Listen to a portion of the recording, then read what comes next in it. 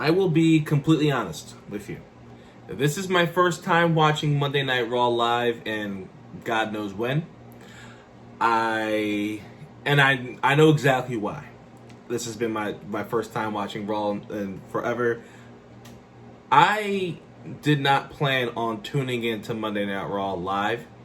I said in my Money in the Bank video, I just watched pay-per-views and I stopped keeping up with the weekly content only because this shit is so stressful. Like, honestly, like SmackDown I can watch, it's 2 hours. NXT I can watch 2 hours and obviously a better product. But the only reason why I tuned into Monday Night Raw was because I was so hyped and excited from last night that I just couldn't wait to see John Cena, right? Who would have thought? I tuned into the show because I wanted to see John Cena, and mind you, I did watch most of the show on mute, just because I had other obligations to where, I have a job. So the show was on mute in the background, and when I got a chance to turn the volume on, I did. So let's get into the show, okay? And I'm just going to go over things that I liked, things that I didn't like, and I'll try to be as brief as possible. Here we go. John Cena kicks off the show. John Cena challenges Roman Reigns for the Universal Championship at SummerSlam. Do I like this? Yes or no? The answer is yes. I love it. And I love it because of the previous interactions that Cena and Reigns have had in the past, and seeing how Reigns has kind of come into his own as a heel, as the man. He is literally the hottest thing in WWE right now, especially on the main roster. He is carrying the company right now, in my opinion, and he is the only person that is absolutely must see. And he has been must see since he came back last year and aligned himself with Paul Heyman. So seeing that John Cena is coming back, the former, poster boy WWE, challenging the guy who's running shit now, it's gonna make for compelling television. I believe Cena called him an asshole at one point during his promo. But I'm excited to see how this storyline develops. Two top guys. I don't expect Cena to actually win. I don't expect Cena to win at all. I do not. But I think that it will be great because everyone was saying, "Oh, who is left for Roman to challenge Roman? Who is left?" This is perfect because not only does it give a chance for other guys on the roster to establish themselves, this will allow Roman to knock off a top a legend, a legend. So I loved it. We're moving on. Riddle and the Viking Raiders versus John Morrison, AJ Styles, and Omos. I was not paying attention to this match at all, and mostly because I did not care. Let's see, who won the match? Because I really wasn't paying attention. Looks like the Viking Experience and Riddle won the match. I truly did not care for this. America's Moist won it, and it's cool, drip drip. Whatever, it's fine. Didn't really care too much for it. Not necessarily saying it's bad or good or anything like that. I just didn't care for it. Next, Elias versus Jackson Riker in a Symphony of Destruction match. I honestly didn't care for this either. And mind you, and I'll say mostly because I haven't watched the show. I forgot who Jackson Riker was. Was he one of the Forgotten Sons, or the guys with the vest and the jacket or whatever? I don't care. Don't care at all. But moving on, here. Oh, Jackson Riker did win. The superplex outside the ring on the tables, great, but still don't care. Wasn't really interested in it, and apparently they've been feuding prior to this, and I'm glad that this will be the last that I see of it, because I don't want to see this shit ever again, like ever. Moving on here, we got Nia Jax and Shayna Baszler, the former tag team champions, versus the current women's tag team champions, Natalya and Tamina.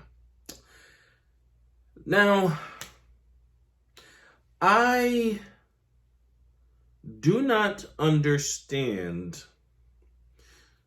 So, what I don't understand is, why does WWE insist on having champions fight their challengers or potential challengers before, like, the big match? Correct me if I'm wrong, back in the day, and I don't want to be that guy, back in my day, but I remember, there being like number one contenders matches, tournaments, people just getting handed shit, like, just for storyline purposes, different things happening. Because the problem that I have with WWE today, and this is an example of it, is that everyone is fighting everyone all the time. Everyone's exposed to everyone all the time. So where you have a potential challenger getting a pinfall or whatever over the champion, or just fighting them in general. Like, I don't mind seeing rematches, like, on pay-per-views, but I don't like seeing rematches on Raw. I just don't like seeing, like, I like to watch people get built up separately, by beating someone else and not the champion, or not fighting the champions all the time. But didn't care for this at all. And I did watch this on mute.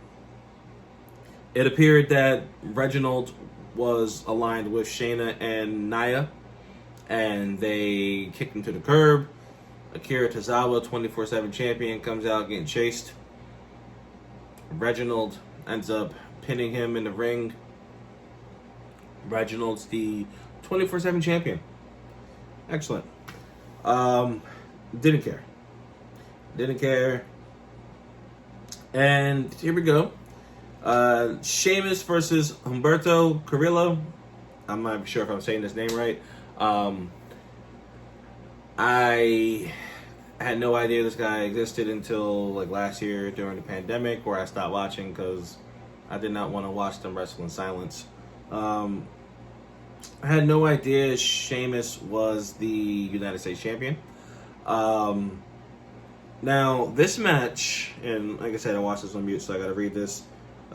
Sheamus was forced to battle Humberto again this week after what he pulled last week, but instead of it being a rematch for the U.S. title, Humberto had to win this belt to earn another shot.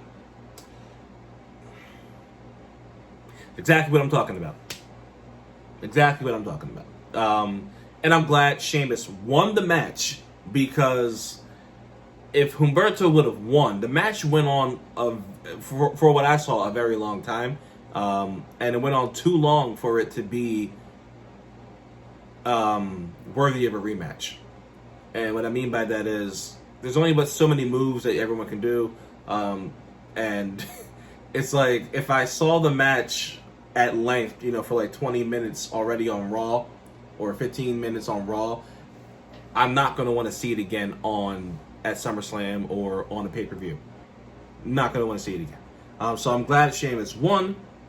Now, they did show Damian Priest watching backstage. Had no idea what he's doing. But I'm going to say this. The match seemed decent. The match seemed cool. But I don't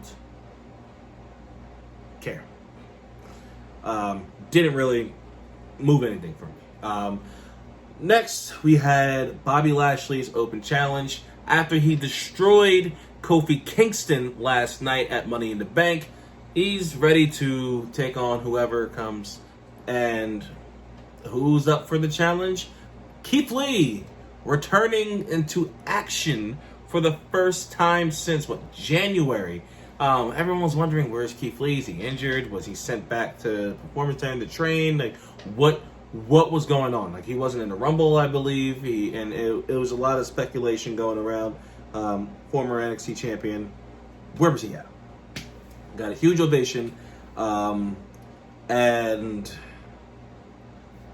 let's just cut it short. He won with a spear. Bobby Lashley won with a spear. Could not get the hurt lock on Keith Lee. Too big. Big arms, big shoulders. Couldn't get it in. Now, I'll say this, right? Because this segment was interesting for a variety of reasons, mostly because of what happened after the match.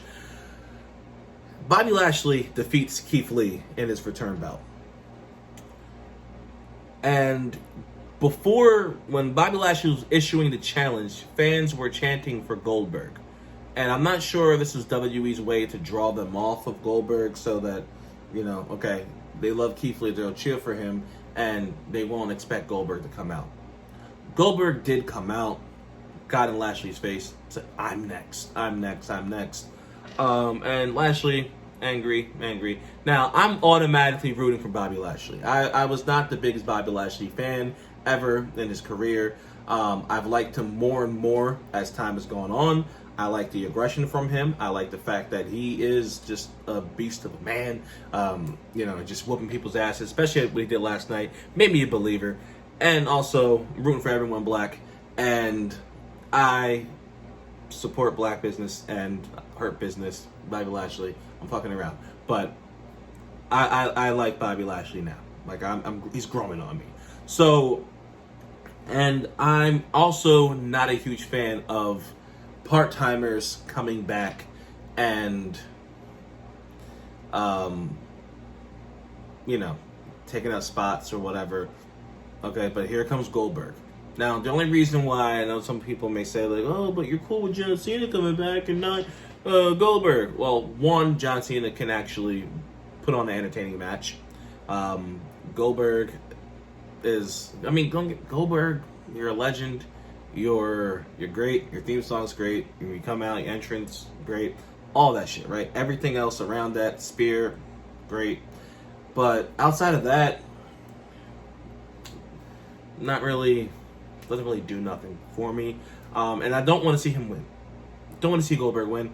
Does nothing. It would mean more for Bobby Lashley to beat Goldberg at SummerSlam than for Goldberg to beat Bobby Lashley. The same way that it would mean more if Roman Reigns beats Cena as opposed to Cena beating Reigns. Now, just back to the Roman Reigns thing for a second. I do think, and this is a SmackDown feud, so I don't know why, but I'll get into this at another video, but I do think that it'll be more important. It will be interesting to see if Roman Reigns actually loses the title. I do want to see him hold it for a little bit longer. But I would be interested to see a storyline where he actually loses the title and just goes apeshit on like the Usos and everyone, and he's just losing his mind and he's just going crazy to get that title back, depending on who beats him. But not really too big on the Goldberg, the Goldberg thing. Next. Very, very interesting. Again, another interesting decision. The rest of the show was very interesting because here we have Karrion Kross, the NXT champion, making his main roster debut, Monday Night Raw debut. And he was Scarletless. There was no Scarlett. So, let's keep it real. Listen.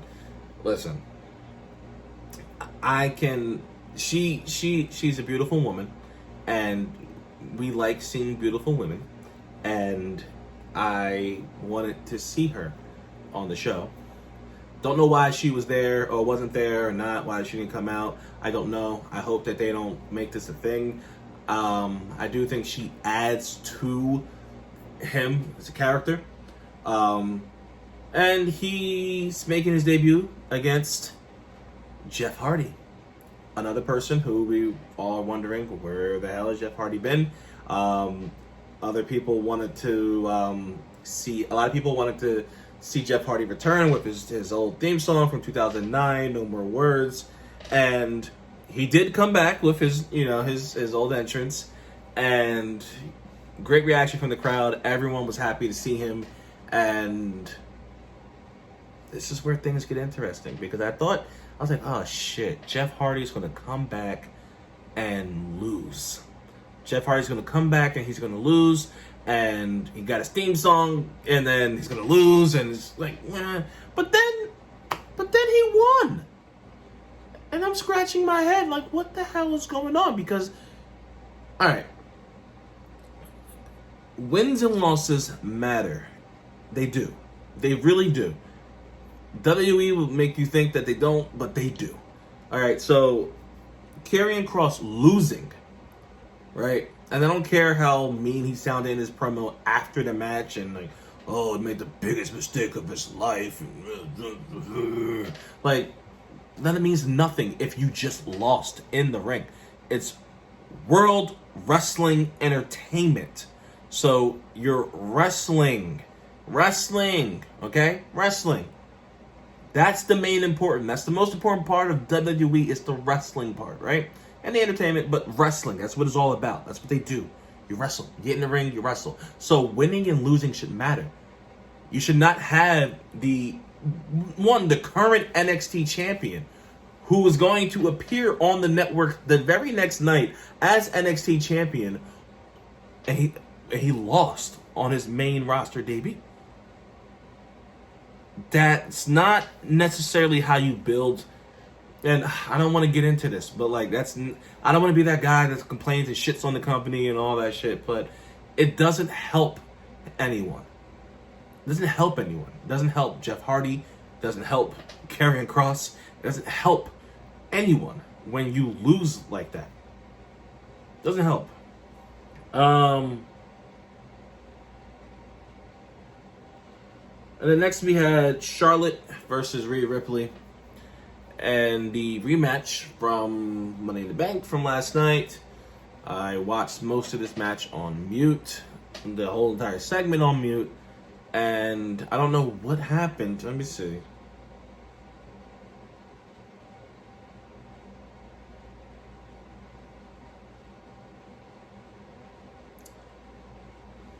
Oh, so Charlotte hit her with the belt and won. Well, she lost the match, but she retained the title, disqualification. Ripley takes out the Queen, and Nikki ASH ran down, cashed in her Money in the Bank. She climbed to the top of the rope, hit a crossbody for the pin. New Raw Women's Champion.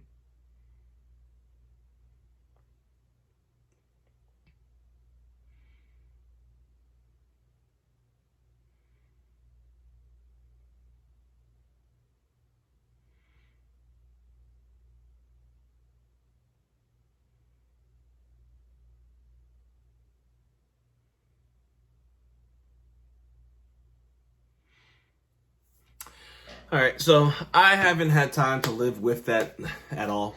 I don't know much about what this new gimmick is for Nikki Cross, but I will say this: congrats to her, because ultimately, regardless of how I feel about storylines and then also storylines, gimmicks, and whatnot, she is someone that I've liked since her debut in NXT with Sanity.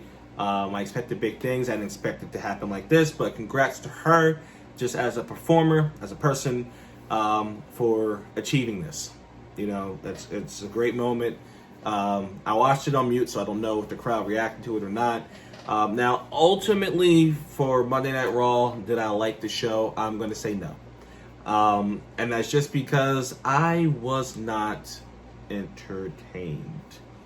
And the one thing that I feel as if they should change about Monday Night Raw, and they probably won't, is it should be 2 hours. The show should be 2 hours. And the show should be 2 hours. It should go from 8 to 10. Just because it's way too long. And See, the difference is like between like shows like NXT when it was 1 hour, or even now when it's 2, and then SmackDown 2 hours, is when you only have 2 hours, it literally forces you to make every second count. Raw has too much time on their hands, and they're giving us, the writing is already as bad as it can be, at some instances where you have too much time for crap, way too much time for crap. And it's a lot. It's a lot of show. You know, I haven't been excited to watch Monday Night Raw every week since I think the Wyatt family and the Shield feud, CM Punk. You know, where I needed to see what was going to happen. I needed to see what someone was going to say.